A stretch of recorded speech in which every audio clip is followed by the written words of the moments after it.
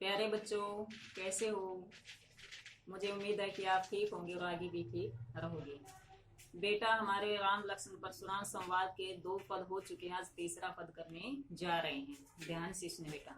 कि दूसरे पद में जब परशुराम अत्यधिक क्रोधित हो रहा था, परशुराम ने कहा कि मेरे जो कुल्हाड़ा ये फरसा है, इसकी तेज गर्जना से गर्भ में पल रहे बच्चों की धड़कन भी बंद हो जाती है। इस पर लक्ष्मण ने हंसकर क्या कहा? तो लक्ष्मण ने क्या कहा?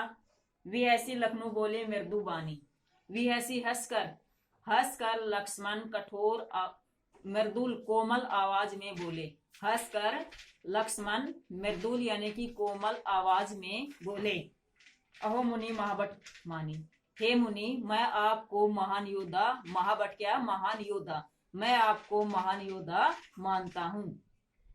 पुनि पुनि बार बार मोही मुझे देखाओ कुठारू फरसा, कि तुम बार बार मुझे अपना फरसा दिखा रहे हो। चाहत उड़ावन फूकी पहाड़ू, क्या तुम एक फूंक से पहाड़ उड़ाना चाहते हो? किसने कहा? लक्ष्मण ने परशुराम से कहा कि तुम बार बार मुझे अपना कुल्हाड़ा दिखा रहे हो, क्या तुम एक फूंक से पहाड़ को उड़ाना चाहते हो? यह कुमड़ बतिया को नाई। कुमड़ बतिया का फूल होता है बेटा, छुई मुई का फूल होता है ना, बिल्कुल जैसे अंगूठे के पास वाले अंगुली के छूते ही वह मर जाता, समाप्त हो जाता है। तो यहाँ पर लक्ष्मण क्या कहता है कि मैं क्या एक कुमड़ बतिया यानी कुम्हड़ छुई मुई का पौधा नहीं, उसका फूल नहीं हूँ, जो एक तर्जनी अंगुली के लगाने से मर जाता, मैं ऐसा नहीं हूँ। देखी कुठारो सरासन बाना, मैंने तुम्हारे फरसे और बाण को देख लिया है। कहूँ असहित अभिमाना, मैंने जो कहा है वह किससे का? अभिमान से कहा है कि मैंने तुम्हारे फरसे बाण और को देख लिया है, कि मैंने जो कुछ कहा है वह अभिमान के साथ कहा। तुम्हारे अंदर जो अभिमान उसको देख कर कहा है। ग्रेगु शुद्ध समुझी जिने लोकी। ग्रेगु शुद्ध यहाँ पर कौन है बेटा? परशुराम।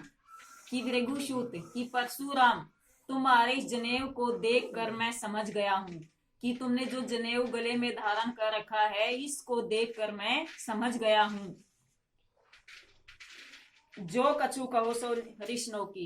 हरिश क्रोध, जो मैंने कुछ कहा है अपने क्रोध को रोक कर ऐसा कहा है कि तुमने गले में जो जनेऊ पहन रखा है उसको देख कर मैं समझ गया हूँ। जो मैंने कुछ कहा है अपने क्रोध को रोक कर ही कहा है। सूर महेश्वर हरिजन अरुगाई।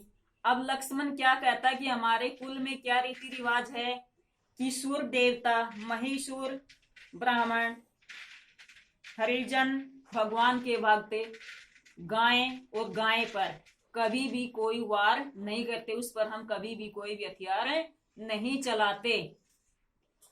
हमरे कुल ही पर न सुराई, इन पर हमारे कुल में कोई भी हथियार नहीं चलाते। किस पर बेटा?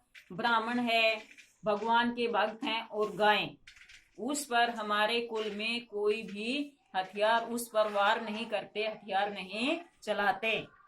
बंदे पापू अपकीर्ति हारे, अगर हम इन पर बाण चलाते हैं, अगर इनको मारते हैं तो हमें पाप लगता है, अगर इनसे हार जाते हैं तो हमें अपकीर्ति प्राप्त होती है, कि हमें अपयश प्राप्त होता है। इनको मारते हैं, इन पर वार करते हैं तो पाप प्राप्त होता है, अगर इनसे हम हार जाते हैं तो अपकीर्ति यानी कि अपयश प्राप्त होता है।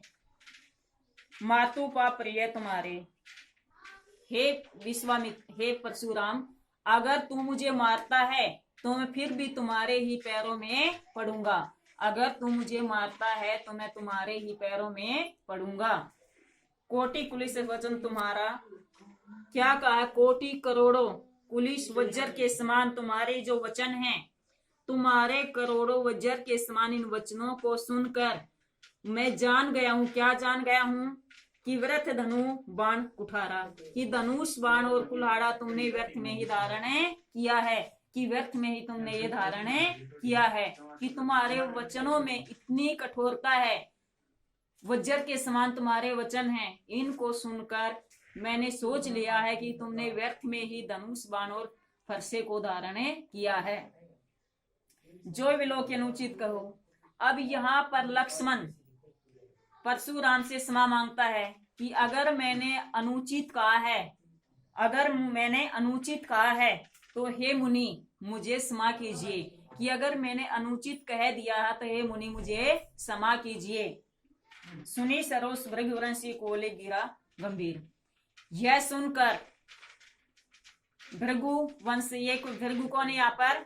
परशुराम। लक्ष्मण के इन वचनों को सुनकर परशुराम गंभीर आवाज में बोले कि लक्ष्मण ने जब ये कहा कि अगर मैंने कुछ गलत कह दिया है तो मुझे क्षमा कीजिए, सभी वचनों को सुनकर वह फरसे की तरफ देखकर गंभीर आवाज में बोले। अब बेटा गंभीर आवाज में बोले, इसके बारे में अगले पद में बताया जाएगा। तो बेटा कैसे लिखना है मैं बार बार बता चुकी हूँ कि सबसे पहले पद लिखोगे, फिर शब्दार्थ लिखना है, फिर प्रश्न लिखोगे, फिर व्याख्या, फिर काव्य सौंदर्य और फिर भाव सौंदर्य। अब काव्य सौंदर्य के अंदर क्या लिखोगे? काव्य सौंदर्य में लिखना है कि लक्ष्मण और परशुराम के संवाद का वर्णन किया गया है। जब परशुराम अपनी प्रशंसा कर रहा था तो लक्ष्मण ने उस पर कटाक्ष किया। अवधि भाषा का प्रयोग किया गया है, वीर रस का प्रयोग है, ओज गुण का प्रयोग किया गया है, तत्सम तद्भव शब्दावली का प्रयोग है। बेटा अलंकार इसमें अनुप्रास अलंकार है। पुनि पुनि में पुनरुक्ति प्रकाश अलंकार का प्रयोग किया गया है। अगला पद बेटा कल करेंगे।